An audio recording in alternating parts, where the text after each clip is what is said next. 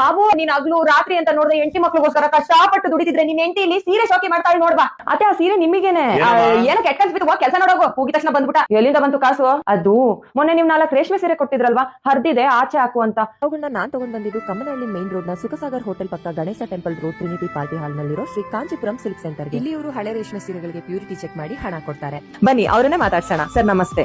ನಮಸ್ತೆ madam. Sir ನಿಮ್ಮಲ್ಲಿ ಹಳೆ ಸೀರೆಗಳನ್ನ ತಗೊಂಡು ಅದು ಕರೆಕ್ಟ್ ಆಗಿ ಬೆಲೆ ಕೊಡ್ತೀರಂತೆ, ಹೌದಾ? ಹೌದು ಮೇಡಮ್. ಹಾಗಿದ್ರೆ ತಗೊಳ್ಳಿ. ಈ ಸೀರೆಗಳಿಗೆ ನೀವು ಎಷ್ಟು ಕೊಡ್ಬೋದು ಅಂತ ಹೇಳ್ತೀರಾ? ಪ್ಯೂರಿಟಿ ಚೆಕ್ ಮಾಡ್ಲಿಕ್ಕೆ ಸೀರೆನ ಕಲ್ ಮೇಲೆ ಉಜ್ಜಿ ನೋಡ್ತಾರೆ. ಕಾಪರ್ ಜರಿ ಮೇಡಮ್, ವಾಲ ಪ್ಯೂರ್ ಜರಿ ಮೇಡಮ್, ಇದು 10,000 ಆಗುತ್ತೆ. ಕಾಪರ್ ಜರಿ ಮೇಡಮ್, ಇದಕ್ಕೆ ಅಮೌಂಟ್ ಏನು ಆಗಲ್ಲ. ಪ್ಯೂರ್ ಜರಿ ಮೇಡಮ್, ಇದು 7,000 ಆಗಿದೆ. ಅವ್ರ ದುಡ್ಡಿನ ನೋಡಿ ಶಾಕ್ ಆಯ್ತು. ತಗೊಳ್ಳಿ ಮೇಡಮ್. ನನ್ ಕಣ್ಣನ್ ನಾನೇ ನಂಬಕ್ಕಾಗಿಲ್ಲ. ನೋಡಿದ್ರಲ್ವಾ, ನಾನ್ ಕೊಟ್ಟಿದ್ 4 ಹಳೆ ಸೀರೆಗೆ 17,000 ದುಡ್ಡಂತೆ. ಮನೆಯಲ್ಲೂ ಹಳೆ ರೇಷ್ಮೆ ಸೀರೆಗಳಿದ್ರೆ ಇವ್ರ ಹತ್ರ ತಗೊಂಡ್ ಬಂದ್ರೆ ಅದನ್ನ ಪ್ಯೂರಿಟಿ ಚೆಕ್ ಮಾಡಿ ನಿಗದಿತವಾದ ಬೆಲೆಗಳನ್ನ ನಿಮ್ಗೆ ಕೊಡ್ತಾರೆ. ಲೊಕೇಶನ್ ದೂರ ಅಂದ್ರೆ ಸ್ಕ್ರೀನ್ ಮೇಲೆ ಕಾಣ್ತಿರೋ ವಾಟ್ಸ್ಆಪ್ ನಂಬರ್ಗೆ ನಿಮ್ಮ ಹಳೆ ಸೀರೆಗಳ ಫೋಟೋನ ಕಳ್ಸಿದ್ರೆ ಸಾಕು, ಅದು ಪ್ಯೂರಾ ಇಲ್ವಾ ಅಂತ ಚೆಕ್ ಮಾಡಿ ಹೇಳ್ತಾರೆ. ಸಾರಿ ಪ್ಯೂರ್ ಅಂದ್ರೆ ಶಾಪ್ಗೆ ನೀವು ಸಾರಿಗಳನ್ನ ತಗೊಂಡ್ ಬಂದ್ರೆ ಅವ್ರು ನಿಮ್ಗೆ ಅಮೌಂಟ್ ಕೊಡ್ತಾರೆ.